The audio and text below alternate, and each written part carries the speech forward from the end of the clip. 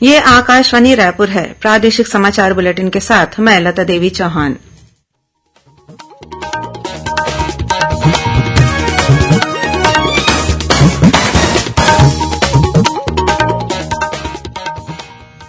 और अब पेश है आज के मुख्य समाचार। प्रदेश में हो रहे विधानसभा चुनाव के लिए कांग्रेस ने आज अपना घोषणा पत्र किया जारी। किसानों का कर्ज माफ करने के साथ ही प्रति क्विंटल 3,200 रूपये की दर से धान खरीदी का किया वादा। महिला स्व सहायता समूहों का कर्ज माफ करने की भी घोषणा की गई। छत्तीसगढ़ में विधानसभा चुनाव के पहले चरण के तहत 20 विधानसभा क्षेत्रों में आज शाम थमा चुनाव प्रचार। अब प्रत्याशी घर घर जाकर कर रहे हैं जनसंपर्क। प्रधानमंत्री नरेंद्र मोदी ने आज अपने छत्तीसगढ़ प्रवास के दौरान डोंगरगढ़ स्थित मां बमलेश्वरी की पूजा अर्चना कर देश की सुख समृद्धि और खुशहाली की कामना की और मुख्य निर्वाचन पदाधिकारी रीना बाबा साहेब कंगाले के नेतृत्व में आज रायपुर में महिलाओं ने कार रैली निकालकर मतदान करने की अपील की।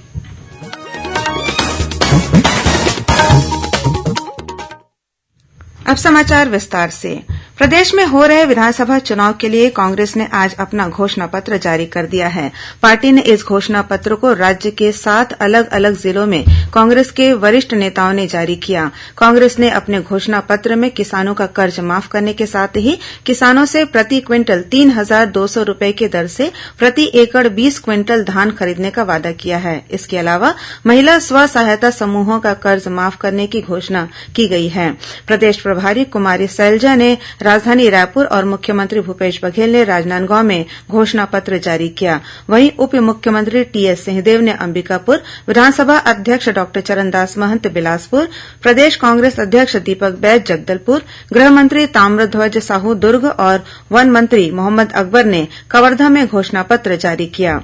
रायपुर में घोषणा पत्र जारी करते हुए प्रदेश प्रभारी कुमारी सैलजा ने कहा कि कांग्रेस ने अपने घोषणा पत्र को भरोसे का घोषणा पत्र नाम दिया है। उन्होंने घोषणा पत्र का उल्लेख करते हुए कहा कि पार्टी ने 20 बिंदुओं में अपना घोषणा पत्र जारी किया है। इनमें किसानों के अलावा सभी वर्गों का ध्यान रखा गया है। घोषणा पत्र में केजी से पीजी तक मुफ्त शिक्षा, 200 यूनिट तक मुफ्त बिजली मिलेगी और 200 यूनिट से अधिक खपत पर 200 यूनिट तक बिजली बिल आधा करने का वादा किया है। वहीं गैस सिलेंडर में 500 रूपये की सब्सिडी दी जाएगी। तेंदुपत्ता संग्राहकों को प्रति मानक बोरा 6,000 रूपये दिए जाएंगे। इसके अलावा 4,000 रूपये सालाना अतिरिक्त बोनस दिया जाएगा। साथ ही लघु वनोपज में समर्थन मूल्य के अतिरिक्त 10 रूपये प्रति किलो दिए जाएंगे। मुख्यमंत्री आवास न्याय योजना के तहत 17.5 लाख गरीब परिवारों को आवास देने के साथ ही भूमिहीन किसानों मजदूरों को 10,000 रूपये प्रति वर्ष दिया जाएगा। शहरी क्षेत्रों में अंत्येष्टि के लिए सरकार की ओर से लकड़ी का प्रबंध किए जाने की बात कही गई है। कांग्रेस ने अपने घोषणा पत्र में यह भी कहा है कि गरीब वर्ग के लोगों को इलाज के लिए 5 लाख की जगह 10 लाख रूपये और गरीब रेखा से ऊपर के लोगों को 50,000 रूपये की जगह 5 लाख रूपये तक की सहायता दी जाएगी। साथ ही परिवहन व्यवसाय से जुड़े वाहन मालिकों का बकाया मोटरयान कर और ब्याज के कर्ज को माफ किया जाएगा। युवाओं को उद्योग व्यवसाय के लिए 50% सब्सिडी दी जाएगी और राज्य में 700 नए ग्रामीण औद्योगिक पार्क रिपा की स्थापना की जाएगी। इसके अलावा कांग्रेस ने अपने घोषणा पत्र में सभी सरकारी स्कूलों को स्वामी आत्मानंद अंग्रेजी और हिन्दी माध्यम स्कूलों में अपग्रेड करने, सड़क दुर्घटनाओं में घायलों का निःशुल्क इलाज करवाने, तीव्र का समर्थन मूल्य पर खरीदी करने और जातिगत जनगणना कराए जाने की भी घोषणा की गई है। प्रदेश में विधानसभा चुनाव के पहले चरण के तहत 20 विधानसभा क्षेत्रों में आज शाम चुनाव प्रचार थम गया। अब प्रत्याशी घर घर जाकर जनसंपर्क कर रहे हैं। मतदान परसों 7 नवंबर को होगा। इनमें से 10 विधानसभा क्षेत्रों अंतागढ़, भानुप्रतापपुर, कांकेर, केशकाल, कोंडागांव, नारायणपुर, दंतेवाड़ा, बीजापुर, कोंटा और मोहला मानपुर में सुबह 7 बजे से दोपहर 3 बजे तक मतदान होगा।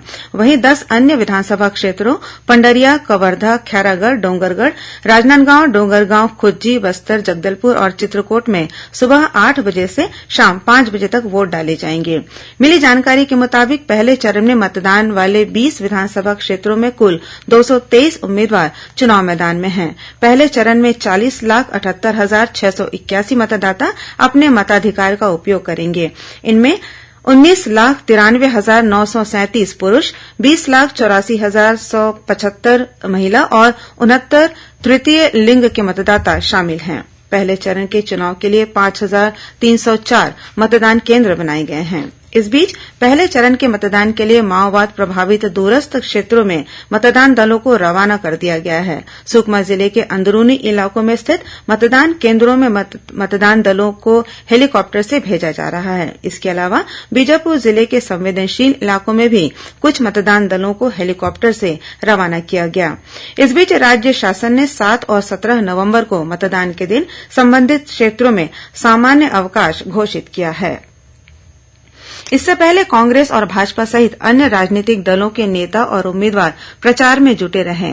उत्तर प्रदेश के मुख्यमंत्री योगी आदित्यनाथ ने आज सुकमा और केंद्रीय मंत्री स्मृति ईरानी ने केशकाल में भाजपा प्रत्याशियों के पक्ष में सभा ली। दूसरी ओर मुख्यमंत्री भूपेश बघेल ने पंडरिया विधानसभा क्षेत्र के ग्राम रणवीरपुर में कांग्रेस प्रत्याशी के पक्ष में चुनावी सभा को संबोधित किया। श्रोताओं, चुनाव लोकतंत्र का पर्व होता है और इसमें सहभागिता हम सबका धर्म है। छत्तीसगढ़ की मुख्य निर्वाचन पदाधिकारी रीना बाबा साहेब कंगाले ने छत्तीसगढ़ के सभी मतदाताओं से अपील की है कि वे विधानसभा चुनाव में अपने मताधिकार का प्रयोग अवश्य करें। मेरी सभी मतदाताओं से ये अपील रहेगी कि एक बार वोट देने जाओ जी, चुनावी त्योहार मनाबो जी। अवश्य रूप से आइए और इस त्योहार में अपनी सहभागिता दे और पूरी कर्तव्य निष्ठा के साथ में इस जिम्मेदारी का निष्पादन करें।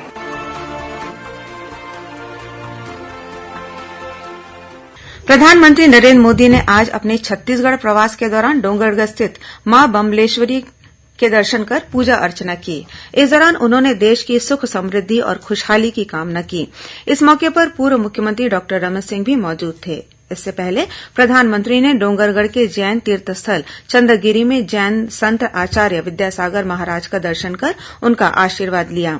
इस मौके पर प्रधानमंत्री ने उपस्थित जैन साध्वियों से भी मुलाकात की। प्रदेश में विधानसभा चुनाव में मतदाताओं को अधिक से अधिक संख्या में भाग लेने के लिए निर्वाचन आयोग द्वारा लगातार जागरूकता कार्यक्रमों का आयोजन किया जा रहा है। इसी कड़ी में आज राजधानी रायपुर में कार रैली निकाली गई। इस रैली में मुख्य निर्वाचन पदाधिकारी रीना बाबा साहेब कंगाले सहित सैकड़ों महिला कार चालकों ने भाग लिया।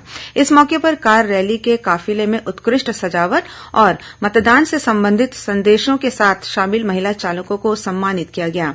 इस रैली के माध्यम से मतदाताओं को विधानसभा चुनाव में मतदान करने की अपील की गई। वहीं रायपुर में ही शहरी और नए मतदाताओं को जागरूक करने के उद्देश्य से साइकिल रैली निकालकर हैप्पी वोटिंग का संदेश दिया गया।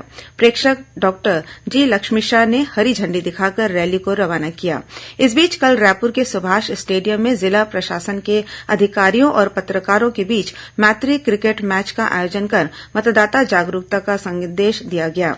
उधर कोंडागांव जिले में माकड़ी विकासखंड के लुभा, धारली और बालोंड ग्राम पंचायतों में मतदाता जागरूकता के लिए विभिन्न कार्यक्रमों का आयोजन किया गया। इस दौरान महिलाओं ने रंगोली बनाकर और हाथों में मेहंदी लगाकर लोगों को मतदान के लिए प्रेरित किया।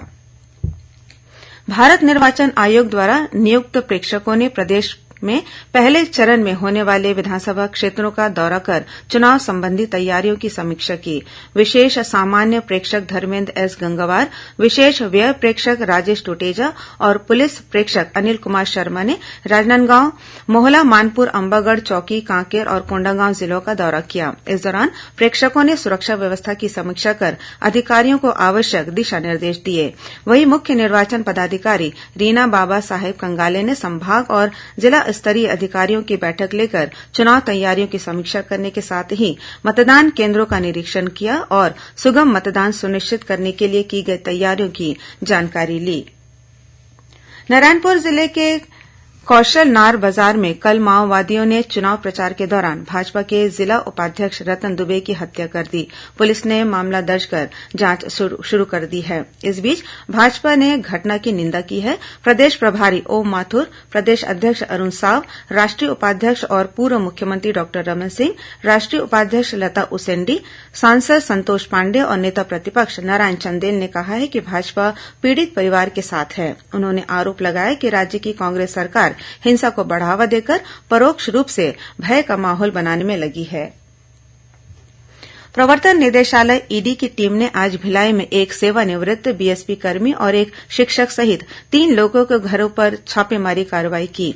यह कार्रवाई महादेव सट्टा ऐप के मामले में की गई है। इससे पहले ईडी की टीम ने बीते 2 नवंबर को भिलाई के हाउसिंग बोर्ड कॉलोनी में एक व्यक्ति के पास से करोड़ों रुपए की राशि बरामद की थी।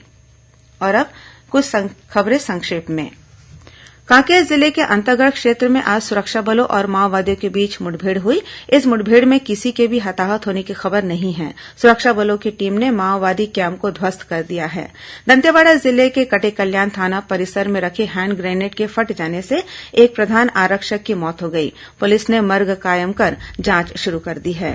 Consortium of national law university ने क्लैट 2024 परीक्षा के लिए आवेदन करने की तिथि को 10 नवंबर तक बढ़ा दी है। और जांजगीर चांपा जिले के सिवनी गांव में शराब दुकान में तैनात 2 गार्ड की अज्ञात लोगों ने हत्या कर दी है। पुलिस ने मामला दर्ज कर जांच शुरू कर दी है। अंत में मुख्य समाचार एक बार फिर। प्रदेश में हो रहे विधानसभा चुनाव के लिए कांग्रेस ने आज अपना घोषणा पत्र किया जारी। किसानों का कर्ज माफ करने के साथ ही प्रति क्विंटल 3,200 रूपये की दर से धान खरीदने का किया वादा। महिला स्व सहायता समूहों का कर्ज माफ करने की भी घोषणा की गई। छत्तीसगढ़ में विधानसभा चुनाव के पहले चरण के तहत 20 विधानसभा क्षेत्रों में आज शाम थमा चुनाव प्रचार। अब प्रत्याशी घर घर जाकर कर रहे हैं जनसंपर्क। प्रधानमंत्री नरेंद्र मोदी ने आज अपने छत्तीसगढ़ प्रवास के दौरान डोंगरगढ़ स्थित मां बम्लेश्वरी की पूजा अर्चना कर देश की सुख समृद्धि और खुशहाली की कामना की। और मुख्य निर्वाचन पदाधिकारी रीना बाबा साहेब कंगाले के नेतृत्व में आज रायपुर में महिलाओं ने कार रैली निकालकर मतदान करने की अपील की। इसी के साथ प्रादेशिक समाचार बुलेटिन समाप्त हुआ। नमस्कार।